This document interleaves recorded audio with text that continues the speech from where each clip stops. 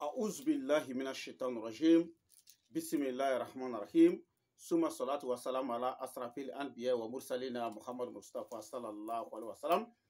السلام عليكم يا جماعة المسلمين والمسلمات والمؤمنين والمؤمنات. أما بعد أنكلنا تغني ستجي على فيا كان كسر باش تاني تورما وكوفي أمان سيسني ستجي على توي ميوكو دمنا نبكو لبا وكوفي أمي صلي محمد مصطفى كانوا كشين نما بقالا كجدي أكا كبلا جلي فوني الإسلامية فولي بادي نودي السلام عليكم ورحمة الله تعالى وبركاته. الحمد لله أمي على فوق على بركة أمي سينك على فوق على بركة ola bitaye jume bitaye wale nyuma donde ni adama de I chesri ni mogo ye nyuma kiye hali ni bisa atigila mogo fo ika barkada ya fam donc o wale nyuma do sorola mun konona na oye ambe nafulo bara min kela adama dunye deleti mina ni wakati tala parce que depuis kunu fo ka se bima mɔgɔw y'a dɔn ko nafolo baara min ye tiɲɛ ye ni wuli bali don ni nɛgɛ ni kan t'a la an bɛ tile ka kuranɛ kala min kɛ an ka du kɔnɔ yan o nafolo baara in diɲɛ bɛɛ y'a dɔn k'a fɔ n de wuli bali ye kana sigi a la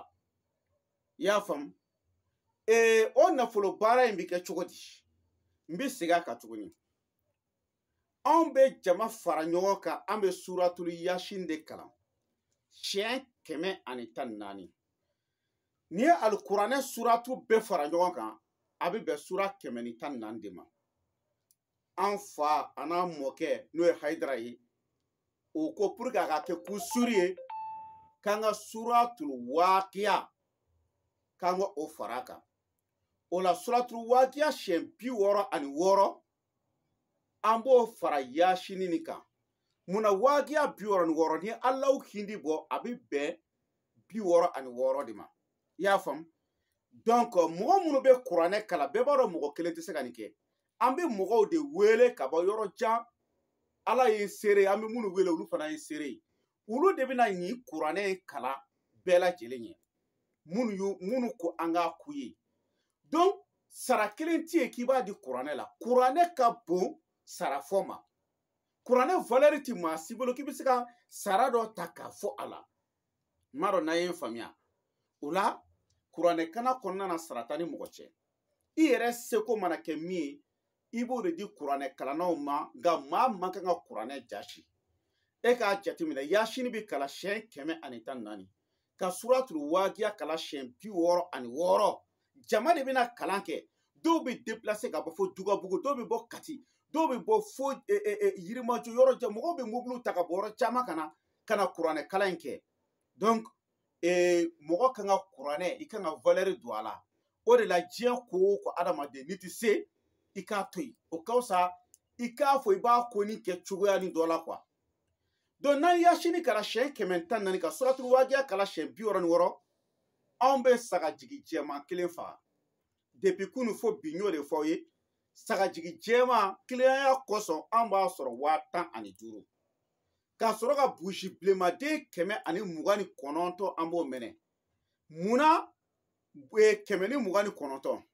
ala tɔgɔ dɔ bɛ yen n'o ye Latifu ye n'i y'a hindi bɔ a bɛ bɛn 129 129 de ma an bɛ burusi kelen kelen sa 200 o wari bɛ bɛn 25 ani 800 de ma i y'a faamu ani yɛrɛ tɔgɔ ani ba tɔgɔ ni kuranɛ kalan min n'an y'a daminɛ depuis 2016 kana se bi ma n'an bɛ k'a kɛ mɔgɔw ye adamaden ka n'i disi gosi k'i bɛ se ka bɛɛ mɔgɔ dilan ni Ala yɛrɛ tɛ maa si tɛ se ka bɛɛ mɔgɔ dilan i y'a faamu nka i cɛsiri mɔgɔ minnu bɛ n'i fɛ yen fanba k'a fɔ alhamdulillah fanba k'a dɔn k'i bɛ ka baara mun kɛ ko tiɲɛ don i y'a faamu donc a baara kɛra dɔw ye san 1 ni kɔ olu y'a jaabi sɔrɔ a baara kɛra dɔw ye kalo 6 olu y'a jaabi sɔrɔ a baara kɛra dɔw ye san 2 olu y'a jaabi sɔrɔ a baara kɛra dɔw ye kalo 9 olu y'a jaabi sɔrɔ nka k'a fɔ ko n'a baara de kɛr'i ye i n'a fɔ Filomani ni bandiw bɛ min fɔ aw ye parce que mɔgɔ b'aw bolo t'a la o bɛ mun kɛ u b'a fɔ aw ɲɛna de ko yali nin don cɛ k'a bɛ ɲɛ o kɔrɔ ye mun ye k'e la aw ja ka wari d'u ma k'u ka baara k'i ye k'a sɔrɔ olu tɛ ala ye olu tɛ kira ye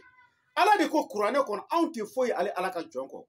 walayi foyi se tɛ adamaden ni ala wele tɛ ala kira ko tɛ salatu wasalam ko alisilamɛ ka kɛlɛkɛ marifa ɲuman o de ye duwawu ye m'a dɔn n'i ye faamu alisilamɛ ka kɛlɛkɛ marifa ɲuman o ye ala wele de ye m'a dɔn n'a ye faamuya o la sisan anw bɛ ala wele min kɛ nafolo ko la garisɛgɛ ko la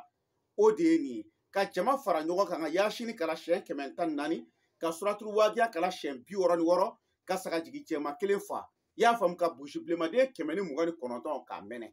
an bɛ burusi kelen kelen sa 200 o wari bɛ bɛn 25 ani 800 ma sagajigi jɛma o ye 15 ye ani yɛrɛ mana se ka min di kuranɛ kalannaw ma ani yɛrɛ tɔgɔ ni ba tɔgɔ donc ni ɲininkali wɛrɛ bɛ mɔgɔ min bolo